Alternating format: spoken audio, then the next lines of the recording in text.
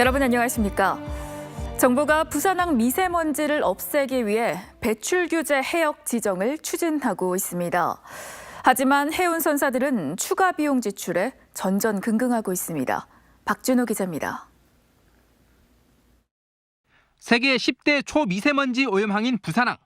선박에서 나오는 황산화물 배출을 줄이기 위해 정부와 국회가 부산항을 배출 규제 해역으로 지정하는 방안을 검토하고 있습니다.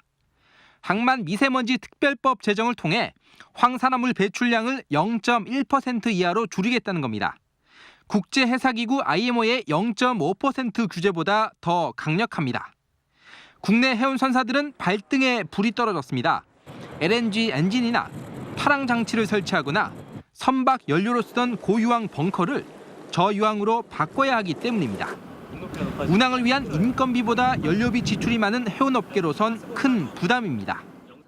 지금 IMO에서 규제하고 있는 그 연료료가 한 50% 정도 지금 더 비싼 수준이거든요. 0.1% 유황, 그 저유황료 같은 경우에는 비용 부담이 더 상대적으로 더 크다라고 볼 수 있고요. 한진 사태 이후에도 해운 선사들이 경영난에 시달리는 만큼 배출 규제 해역의 단계적 도입이 현실적이란 지적입니다. 선박에 대한 비용 부담이 증가하게 됩니다. 따라서 재정적 지원이든 대기오염 물질 배출을 줄이는 선박에 대해서 인센티브를 지원해주는 배출 규제 해역 도입과 함께 화물 운송 요금이 상승할 가능성도 매우 높아 정부와 국회가 부산항 경쟁력도 함께 고민해야 할 것으로 보입니다. MBC 뉴스 박준호입니다. 식탁 안전에 대한 관심과 주의, 아무리 강조해도 지나치지 않죠. 이에 소, 돼지고기는 축산물 이력제가 의무 시행 중인데 농산물의 경우는 어떨까요? 우수관리제란 제도가 있긴 하지만 소비자의 인식은 아직 낮은 실정입니다. 정은주 기자입니다. 시내 한 마트의 육류 코너, 가격과 함께 축산물 이력 번호가 적혀 있습니다. 이력제 홈페이지에 번호를 입력하면 소의 성별부터 사육지, 예방접종 현황까지 모든 정보가 공개됩니다. 돼지고기라든지 소고기라든지 똑같이, 그러니까는 소비자가 믿고 구입할 수 있게끔 믿음성을 주시는 것 같아요. 여기 있는 것만 해가. 축산물 이력제 시행 10년, 이달부터는 일부 농장의 닭과 오리, 계란에 대해 이력제가 시범 실시 중입니다. 식품 위생과 안전 문제가 발생할 경우 빠른 대처가 가능하게 하는 이력제. 농산물의 경우 이와 비슷한 농산물 우수 관리 제도, 즉 GAP가 지난 2006년부터 시행 중이지만 소비자들에게는 아직 익숙지 않습니다. 이런 가운데 농협이 부산 최초로 매장 한 곳에 GAP 전용 판매관 문을 열었습니다. GAP 농산물 역시 인증번호를 해당 시스템에 입력하면 생산과 유통 과정 정보를 얻을 수 있습니다. 국내산 농산물을 좀 차별화해서 품질과 안정성 그리고 생산 단계, 판매 단계까지 소비자들이 믿고 구매할 수 있는. 이 밖에 수산물 이력제도 지난 2008년부터 시행 중이지만 업계 자율인 탓에 현장에서는 잘 지켜지지 않고 있는 실정입니다. MBC 뉴스 정은주입니다. 르노 삼성 자동차가 생산 물량의 절반, 수출 물량의 70% 이상을 차지하는 SUV 닛산 로그의 생산을 중단합니다. 르노 삼성은 지난 2014년 8월부터 미국 수출용으로 위탁받아 생산하던 부산 공장의 닛산 로그 생산을 내년 9월부터 중단하기로 했다고 밝혔습니다.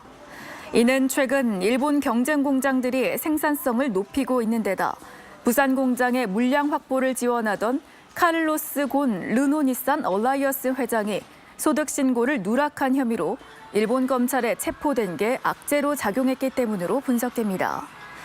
르노 삼성은 새로운 SUV를 생산 라인에 투입하는 방안을 르노 본사와 긴밀하게 협의하고 있다고 설명했습니다. 연자경찰서는 음주 상태로 수십 킬로미터를 운전하고 신고를 받고 출동한 경찰에 붙잡히자 음주 측정을 거부한 혐의로 47살 A씨를 불구속 입건했습니다.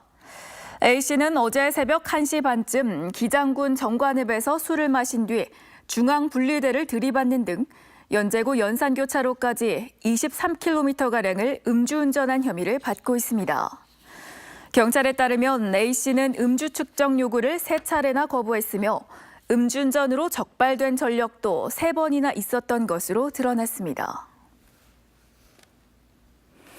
부산 시민의 10명 가운데 8명은 최근 1년 사이 기부를 한 경험이 없는 것으로 나타났습니다.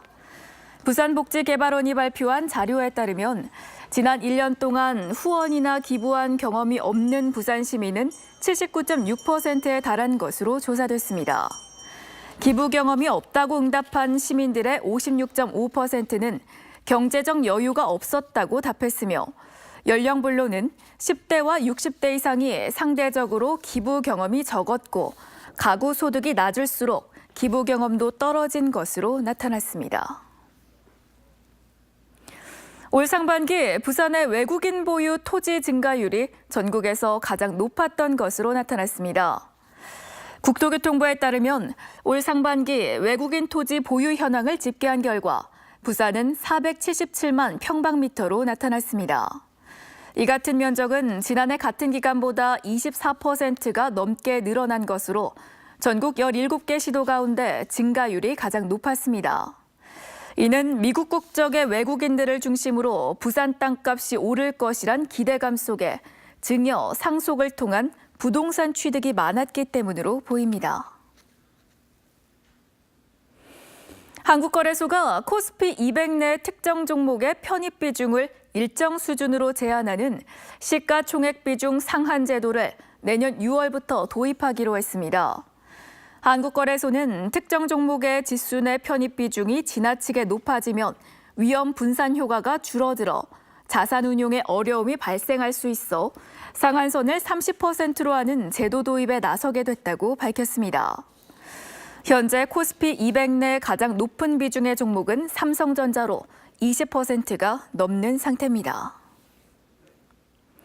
어제 오후 5시 20분쯤 부산 진구 범전동의 한 아파트에서 불이 나 소방천장과 집기류를 태워 소방서 추산 100만 원 상당의 재산 피해를 내고 20분 만에 꺼졌습니다. 사고 당시 화재 경보기가 울리자 16살 A양이 신속하게 119에 신고해 다행히 이웃집으로 불이 번지지는 않았습니다.